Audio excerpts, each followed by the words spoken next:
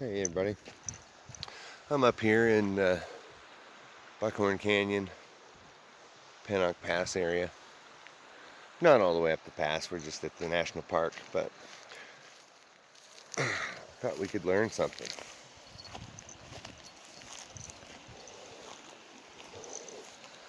What we have here is called prairie coneflower.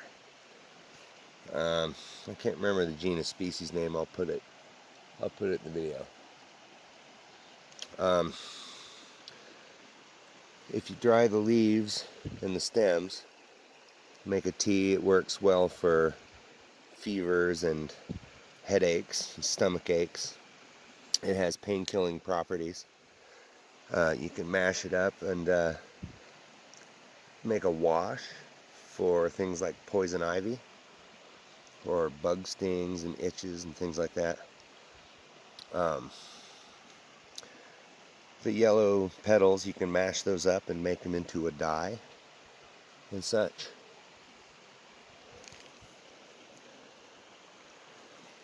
Anyway, there you go. Prairie coneflower. Alright, so we're up here in the road to Pennock Pass in the Buckhorn. We have found this. Now, you always hear the stories, don't eat the red berries. But if we take a look at these leaves, see that shape there? It's kind of a club-shaped leaf, and it's got these little red berries on it. And the little red berries have this little remnant of the flower sticking out of it right there. Now, I'm not exactly sure what species it is, but this is a red currant berry. This is a currant berry. And if memory serves, even these red ones are edible. So I'll put the likely genus species name at the bottom of the video here. But I intend to harvest these, and then I'll let you know if I die or something. Alright, here we have another very important plant. I don't know if you can see it. See how it's kind of glossy and I'm not getting a good. Anyway, what this is called knick-knick. And it's called that because when you step on it, it makes that sound, you know, knick, knick, knick, as you're walking on it. It's actually also called the bearberry. And it will grow these little red berries on them that are edible. They don't taste really good, but more importantly,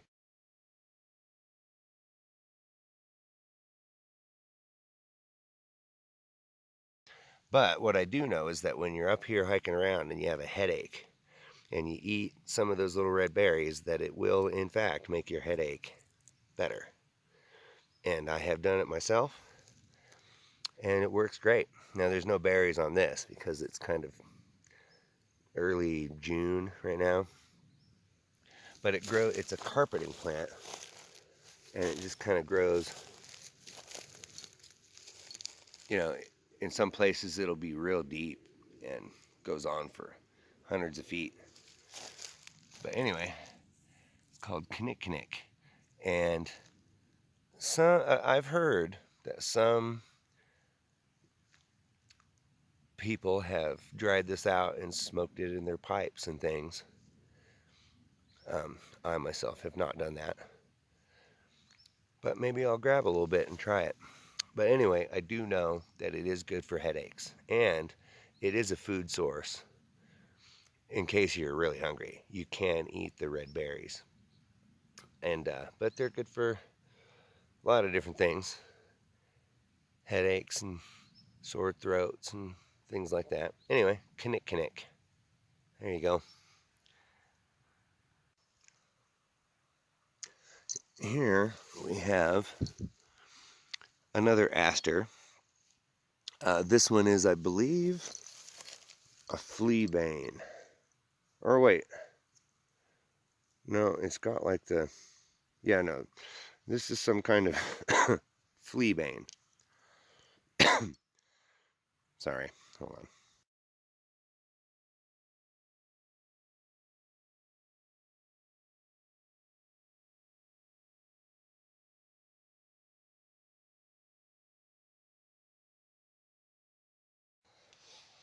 All right, I found something interesting here. Okay.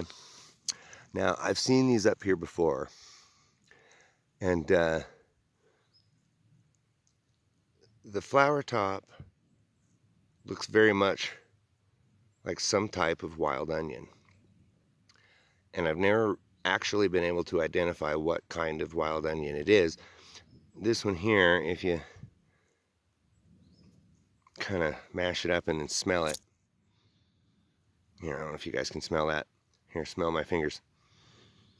It smells more like a garlic or something, but it definitely has that oniony, allium smell.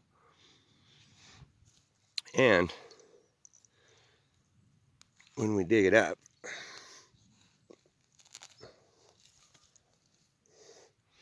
it has a little onion bulb. And I did eat one time. Now, they always say you shouldn't just eat something unless you know exactly what it is. And I didn't know exactly what it was, but it has that onion smell. And I didn't die after I ate it, so if any of you guys know what kind this is, I'm going to definitely look it up more and figure out what it is. But I did eat one time and I didn't die. So it's some kind of wild onion or field garlic or something. I don't know. I'll get it figured out.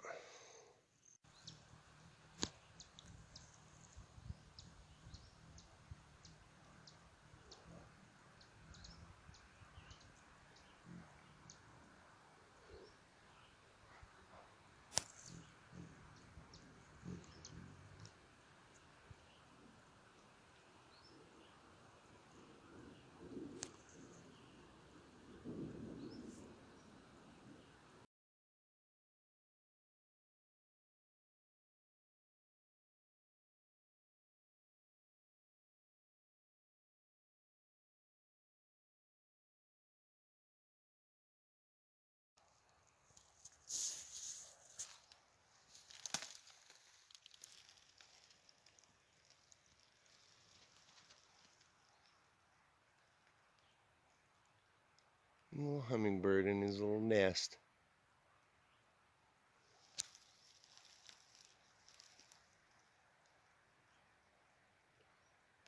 I never even thought of the fact that they could make those. Yeah.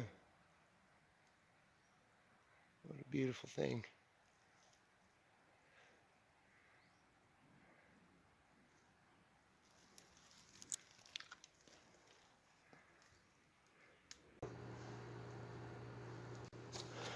Okay, so I'm back down from the mountain.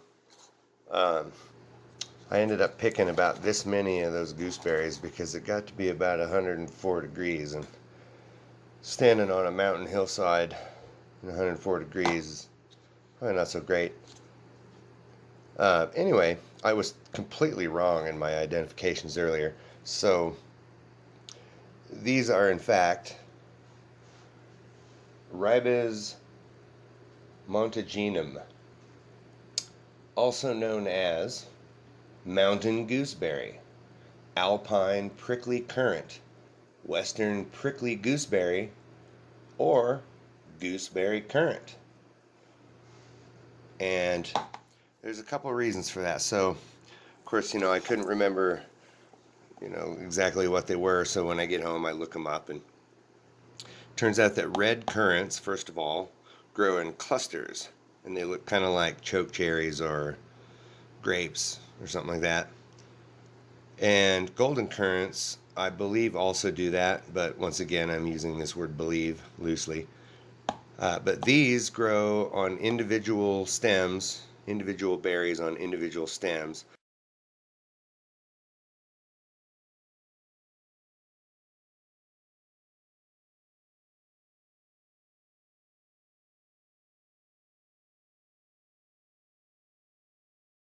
And if you look up close at them, I don't know if we can see it, probably not. Um,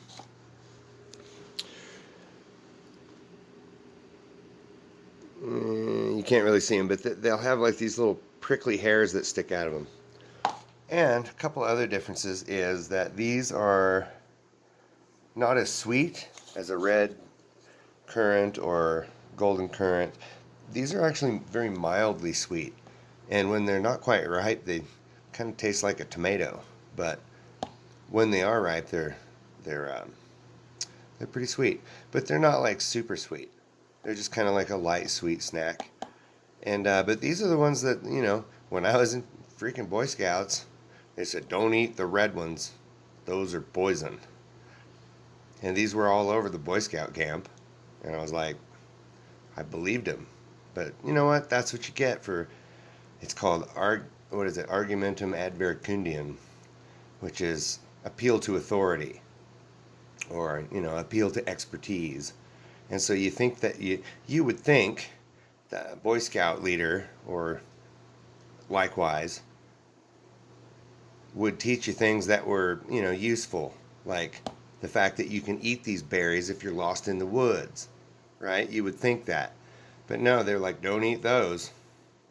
They're poison. But they're not. So, in fact, I've already eaten a bunch of them. But what I intend to do with them, and since I don't have very many, I'm going to cook these up, blend them into a slurry, and I'm going to add a couple of strawberries to it. And then I'm going to make a fruit leather out of it. But anyway, see, I mentioned earlier argumentum ad verecundiam. So in the earlier videos, I'm telling you, oh, these are red currants and these are golden currants. Well, I was wrong. So you shouldn't just believe me. So I had to look it up. It's called Ribes montaginum. Sorry, I'm pronouncing it wrong. Ribes montaginum, or mountain currant. Alpine prickly currant, whatever you want to call it. But they are edible, and I'm going to eat one right now. It's going to be good. I'm going to make fruit leather out of it. All right, here you go. I guess while we're at it, I'll show you something else that we caught up there. Ostrich man saw it crawling on the ground. He goes, oh, there's a tick. And I said, well, let's not get it on us. But we caught it and brought it home.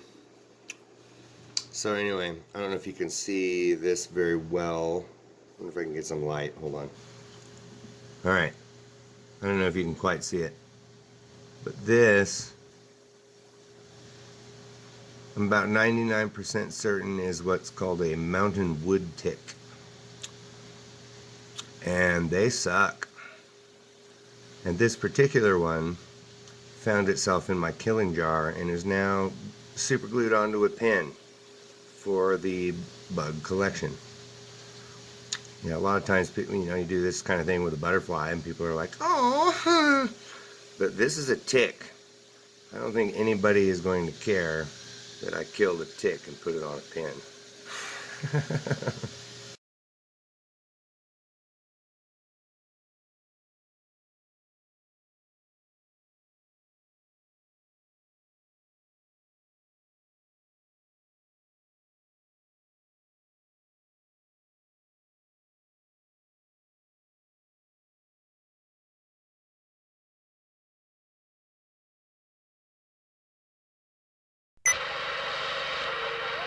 Bring me a car, Panzo.